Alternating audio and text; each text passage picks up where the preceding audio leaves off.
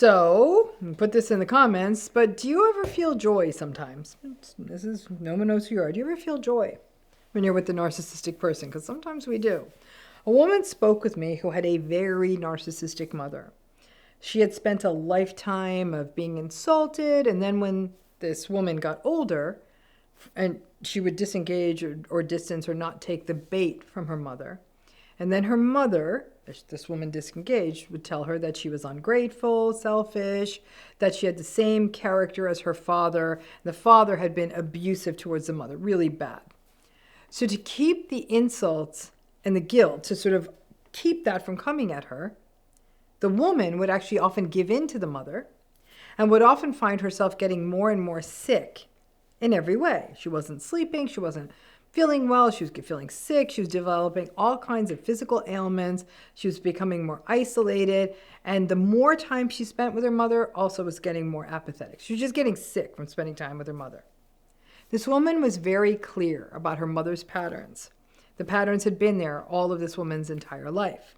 The mother was very unempathic, was very deeply entitled, very selfish, felt everyone owed her something. She would often talk about how her beauty and talent were wasted on a marriage and on her children, that she would have been a world-class something or other had she not gotten married or had kids, or she could have married someone so much more rich.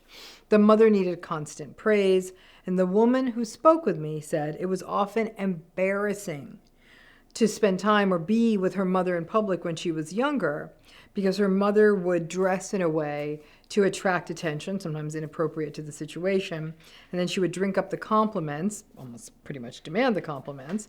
Her mother was also competitive with her. She was deeply, deeply selfish, as I said, spending money that was actually set aside for this woman's education by other family members, and then the woman had to take on loans. The woman said to me, "My fantasy is to never speak to my mother again. That's my fantasy." Now, this mother was physically fine. She didn't rely on this woman for care, but she just demanded that her daughter, this woman, show up and call her all the time. But we know that it's never that simple. The woman then dropped the G-bomb that comes up in these relationships all the time: guilt. Because these stories are never simple. And the mother didn't have an easy story. As the woman shared it, she said her mother had a very difficult story of migration, trauma in childhood, an abusive husband, which was the woman's father, and then some bad relationships she got in after the father died. The woman did feel guilt for this mother, who said that there were some days of joy. She actually used that word, joy. And the woman said she was anxious about disengaging again, because maybe she felt she was reading this relationship with her mother wrong. Maybe it wasn't a set pattern like a narcissism or a personality, because there were days of joy. I can tell you many stories of people who were in long-term marriages with clearly narcissistic people who would say who would say exactly the same thing. They'd say stuff was joyful from time to time. Other people would talk about these moments of joy with other family members, with friends. The word they would use was joy.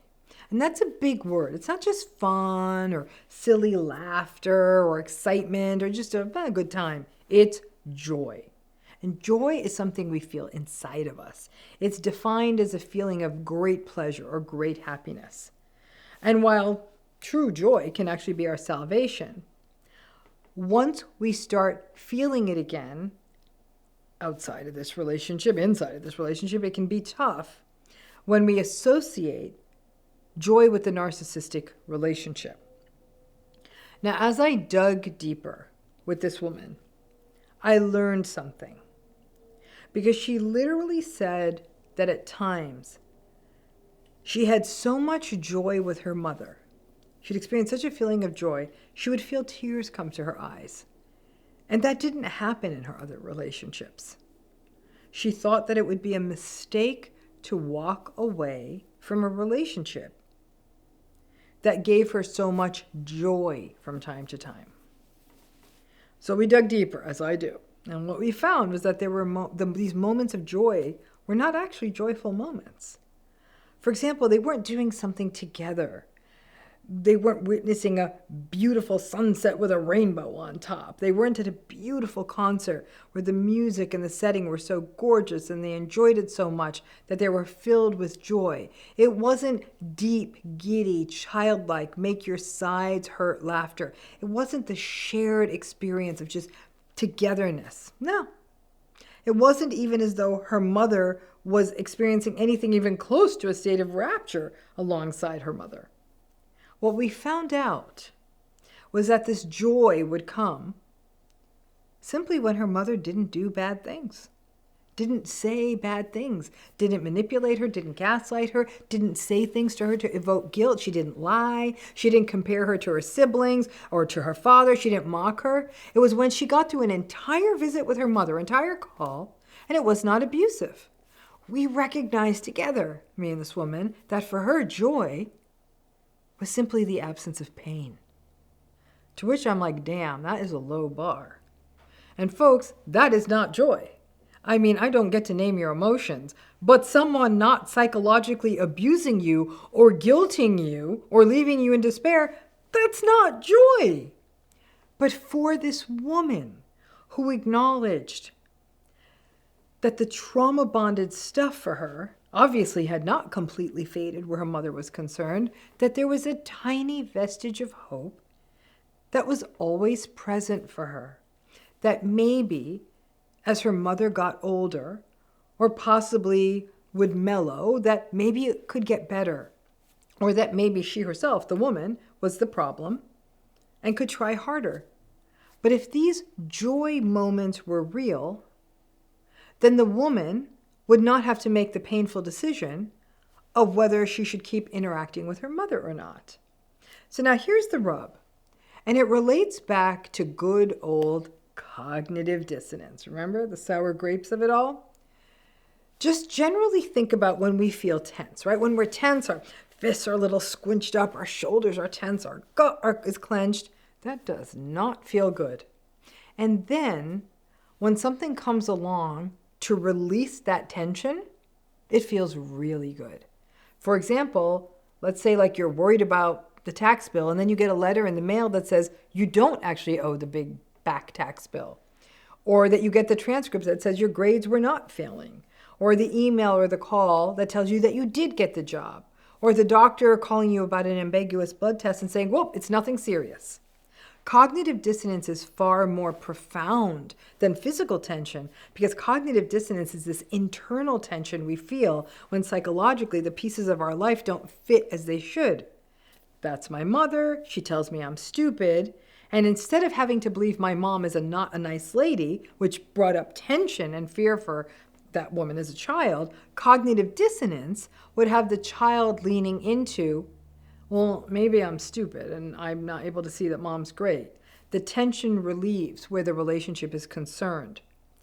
The child could wear the mantle and identity of like, mom says I'm stupid, and then the relationship continues with mom being a nice lady who's just pointing out that you're stupid. You get it, right? So when that tension releases, we feel so much better. It's truly a release. Is it joy? Obviously, that's somewhat subjective. But joy is usually what I consider an add-on emotion. We're living life, and then we witness or experience something and just say, wow. It may even be a passing emotion. Is joy actually just the removal of awfulness for a minute? I guess that's the question. Personally, I don't think someone not abusing us qualifies as joy. But it's a big question, because this woman truly felt that she had joy. She felt joy with her mother. And that is what kept her in the same toxic loop that was clearly taking a toll on her. It wasn't joy per se. It was simply her mother not being mean to her at certain times. And because of this so-called joy this woman believed she was feeling, she felt guilty and foolish that she was considering cutting more and more ties from her mom and disengaging. Now, you can apply this to any narcissistic relationship. Have you ever had this kind of relationship? Obviously, you probably have if you're watching this channel. A very unhealthy relationship for all the reasons. And then one day, you spend time with them. You spend an afternoon with them. You spend a weekend with them. And they don't mistreat you. Do you experience that as joy or just as a relief? A sense of relief is probably less risky. I get that. I can think of about 6 or 7 narcissistic relationships I am actively in right now for a variety of reasons, and none of them give me joy. And in fact, what would give me joy is never seeing any of them again. But it's a practical thing in my case, so I do. But when they don't behave badly, and in fact, the other day, one of them actually behaved quite well, here's what's interesting. I got tears in my eyes. But that experience taught me a little bit about radical acceptance again and how far we can get. Once upon a time, those tears I would get in my eyes about that person doing a nice and good thing would have led me to erase the slate and go back to 0. Now, radical acceptance lets me know that sometimes really invalidating, emotionally harmful, manipulative, narcissistic people can kind of get it right. And no, it didn't lead me to want to throw my arms around them and say, I love you so much. I took it as a gift from the universe for a minute. And when I sort of analyzed my tears, as I do, I found that those tears were absolute and utter relief. As I was going through a very tough time, that something that day was actually going well. And the relief overwhelmed my system. Was that joy? Fuck no. Do I trust this person now? Nope. But for 1 minute, it was like getting the very front parking spot at Costco, or a complimentary upgrade on an airplane, or the hotel sticking me in a suite. The universe did me right. And I sure as hell wasn't planning on it happening again anytime soon. But when we think of it as joy, and then internalize it as, oh gosh, if I disengage, if I approach this relationship differently, and if I don't call as often, or if I try and I don't try harder, well, then I'm the problem. And I may be giving up on something that I'll regret forever.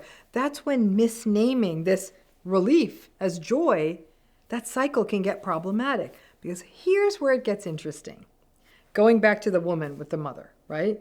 That woman thought those non-abusive days were joy. Let me tell you who was not experiencing those moments as joy. The mother. Her mother didn't register those moments as joy. Frankly, for a narcissistic person to register something as joy, it has to be a grandiose dopamine circus. Them getting lots of attention, lots of celebration. I mean, it's really a fascinating story. I once worked with someone, worked with a narcissistic person. And he said that the only time ever in his life that he experienced joy was when there was an event in his life, something maybe retirement or something. About 200 of his friends and colleagues all rented a theater and came into the theater, and they got on a stage and they showed slideshows and made films and did musical tributes and performances, and basically the whole night was a celebration of him for hours, and then they had a big dinner and celebrated him more. And he said it was the most joyful night of his life. Then he promptly got depressed because he knew it wasn't happening again. So that's what evokes joy in narcissistic folks, like a parade in their honor.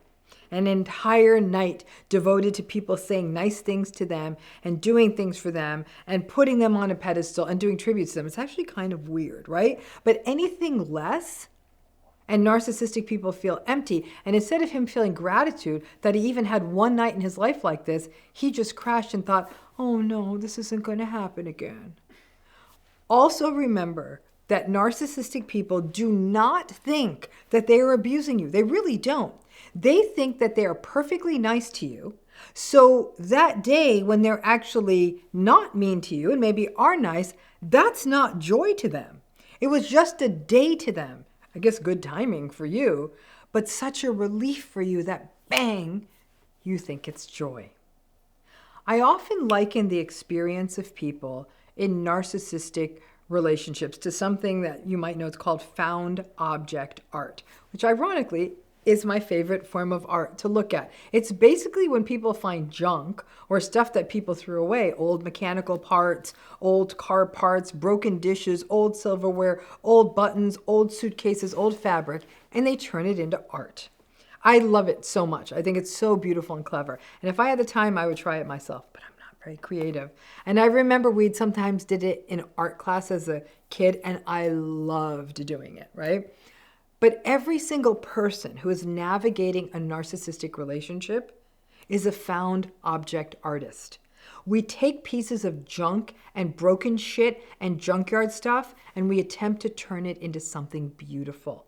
In fact, in my healing program, there's a woman who's amazing at this. She turns bits of wood she finds and glass she finds on the beach or on the ground into ridiculously beautiful stuff. Her art is part of her healing. So those of us in narcissistic relationships, we take the equivalent of the broken shard of pottery and we try to turn it into joy. We take the old broken spring and we make it beautiful. Just like we do in these relationships, we wander through the various humiliations, invalidations, manipulations, abuses, and betrayals of the narcissistic relationship. We find the one little bit of something. Maybe they give us a compliment on our hair. Maybe it's as simple as getting through an entire dinner without them saying something rude or cruel, and we turn it into a masterpiece. One could argue that our ability to find the diamond in the wreckage is a gift. However, it's a gift that can blur us to the reality of the relationship. And we keep getting hurt. And I'm not sure those things are actually diamonds. It's probably not joy. It may be relief. It may be a good day. It may be a day that you can actually get some of your bandwidth back because you aren't trying to ungaslight yourself, but you still may be because now you think you're a bad person for thinking this is an unhealthy relationship. It may be a day that the kids don't have to endure the usual tension in the home. It may be a holiday dinner for once that is not ruined. But you deserve a lot more than that. All of us do. I understand, though, why you see it as joy, why you enjoy that day of getting your head above water and catching a breath. For a moment, you feel like you're not drowning and that you're in a regular relationship like other people. When not drowning feels like a good life, that's not great. Because survival is not joy, it's survival. And while I commend all of us for finding the moments of beauty in the shards of glass and the old junk and in a passing moment, there is a resilience in that. We need to catch ourselves before we convince ourselves that this relationship is joyful or good for us or happy. That illusion we create for ourselves means we don't see the reality. And when we deny and suppress the reality of the situation and try to trick ourselves that it's okay, we get sick. And in this world of toxic positivity, people are taught to run with that one good moment and practice gratitude, and they may be shamed if they don't. Even the world wants to celebrate you for finding that one good thing in a harmful relationship and for being so good at ignoring how awful you feel. It's not okay, and you wonder why you're anxious. You're denying your reality. That woman with the mother, narcissistic mother, will probably grapple with the guilt of it all for a while.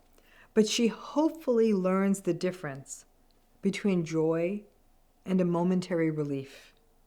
She may continue dealing with the mother until one of them dies.